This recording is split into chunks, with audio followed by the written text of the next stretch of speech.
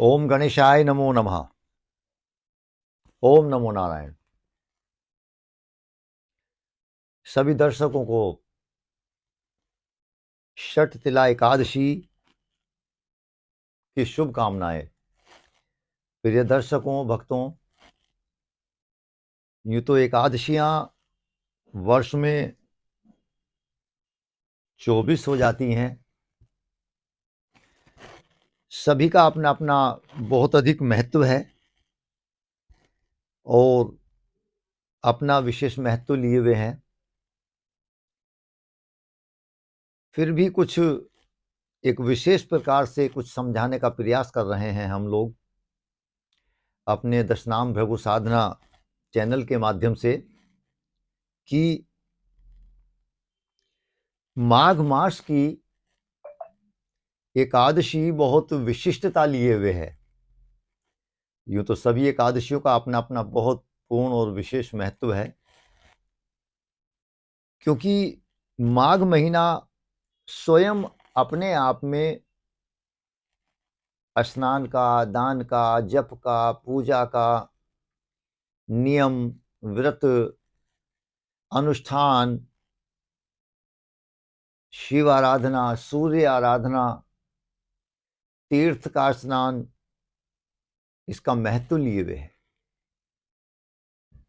तो ये एकादशी तो अपने आप में वैसे ही विशिष्ट है, नारायण की तिथि है। तो माघ महीने की जो एकादशी है, चूंकि विशिष्ट मास में है, तो इसलिए अपने आप में महत्वता लिए हुई है। अब इस एकादशी को माघी एकादशी भी कहते हैं, चूंकि माघ मास में है। और षट तिला एकादशी भी बोलते हैं, क्योंकि इस महीने में इसी महीने से संबंधित, तिल से संबंधित, तिल का पूजन, तिल का ग्रहण, तिल का दान और तिल का पूजन में सम्मिलित करना, तिल युक्त जल से अर्घ देना, ये इसमें महत्व है। तो तिल का बहुत महत्व है इस मास में, इसलिए इस मास की जो एकादशी है वो षट तिला एकादशी। देखिए, तिल से संबंधित अनेक व्रत और पूजन इस महीने में होते हैं। यूं तो सर्वप्रथम कहाँ से प्रारंभ होता है? ये प्रारंभ होता है मकर संक्रांति से। तिल का बहुत विशेष महत्व है वहां, और भुने अनाज का महत्व है। सिख समुदाय का लोहड़ी से प्रारंभ हो जाता है। तत्पश्चात फिर ये जो व्रत है मकर संक्रांति का प्रारंभ हो जाता है। उसके बाद में गणेश संकष्टी, गणेश चतुर्थी व्रत, संकट चौथ का व्रत, तिल का दान। तत्पश्चात षट तिला एकादशी, तो एकादशी में भी तिल का ही कार्य है। तिल का इसमें पूजन है, तिल का दान है। तिल से ही अनेक प्रकार से भगवान को प्रसन्न करना है, नारायण को प्रसन्न करना है, इसलिए षट तिला एकादशी। आइए पहले तो बात करते हैं कि षट तिला एकादशी कब है। तो माघ मास में ये 5 या 6 फरवरी को मनाए। कब मनाए? देखिए, 5 फरवरी दिन सोमवार को ये जो एकादशी है ये सायकालीन आ रही है, इसलिए 5 फरवरी को नहीं हो सकती। 6 फरवरी में पूर्ण दिन है। 6 फरवरी दिन मंगलवार को एकादशी है। माघी एकादशी, षट तिला एकादशी का आप व्रत करेंगे। अब इसमें विशेष पारण कब है, शुभ समय कब है, हरिवासर का समय कब है, ये निकालना चाहिए। तो जैसे कि मैंने बता दिया है अभी कि सोमवार को 5 फरवरी को और 2024 में ये सायकालीन है और 6 फरवरी में पूर्ण दिन है। अच्छा, 6 फरवरी में प्रातः 5:22 से और 6:22 प्रातः में ब्रह्म मुहूर्त है। इसको अमृत बेला भी कहा जाता है।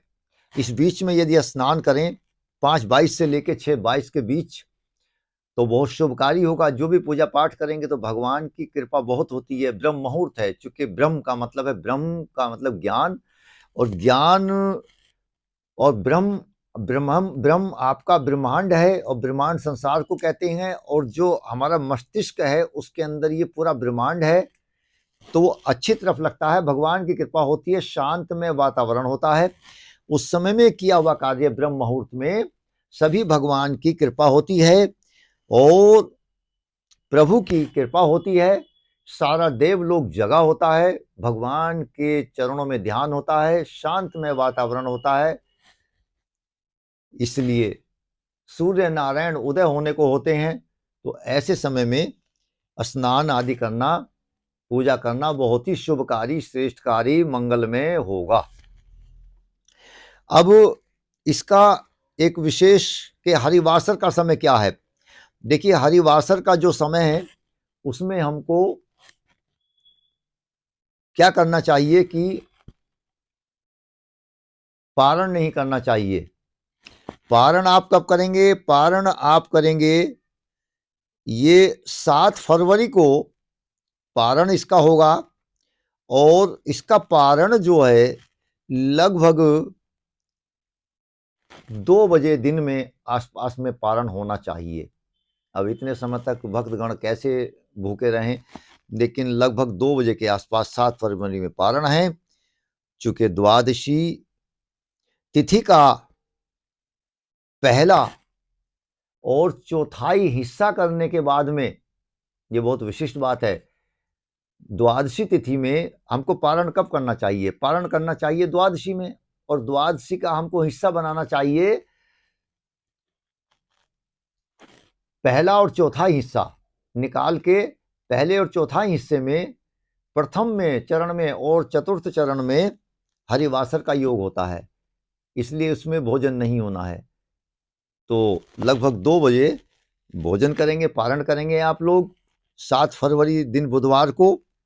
ये एकादशी बहुत विशिष्ट है, तिल से भगवान को अर्पण करेंगे, और इस दिन अनेक प्रकार का ये जो एकादशी है पापों को नष्ट करती है, रोगों को नष्ट करती है, अनेक प्रकार के संकटों को नष्ट करती है, दोष को नष्ट करेगी, व्याधि को समाप्त करेगी, और संताप है उसको नष्ट होगा करेगी।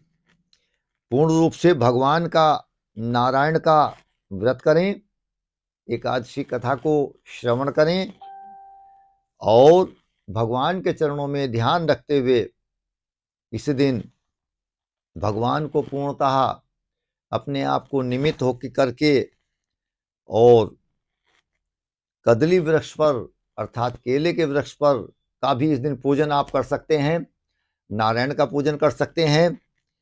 मंगलवार का दिन है, मंगल होगा, पूर्णतः भगवान की कृपा होगी, और इस प्रकार से आप अनेक प्रकार से विष्णु सहस्त्र नाम का पाठ कर सकते हैं, और पंच रत्न का पाठ भी कर सकते हैं आप लोग, बहुत प्रभावकारी होगा। विष्णु जप कर सकते हैं, नारायण कवच कर सकते हैं, वेंकटेश्वर का भी जप कर सकते हैं, भगवान नारायण की आराधना कर सकते हैं, नारायण कवच कर सकते हैं, नारायणाष्टक का भी पाठ कर सकते हैं। ये आप सारे पाठ आपको करने हैं, और नहीं हो तो ओम नमो भगवते वासुदेवाय का आप इस दिन में पाठ करें, और भगवान की कृपा के पात्र बनिए। आपको सुलभ हो, आपका मंगल हो, सब ठीक हो। हम लोगों की ऐसी कामना, शुभकामनाएं आप लोगों के लिए। आइए प्रिय दर्शकों, इस वीडियो को समापन करते हैं और अगली वीडियो में आपसे पुनः भेंट करते हैं। ओम नमो भगवते वासुदेवाय नमः। ओम नमो नारायण। ओम नमो भगवते वासुदेवाय नमो नमः।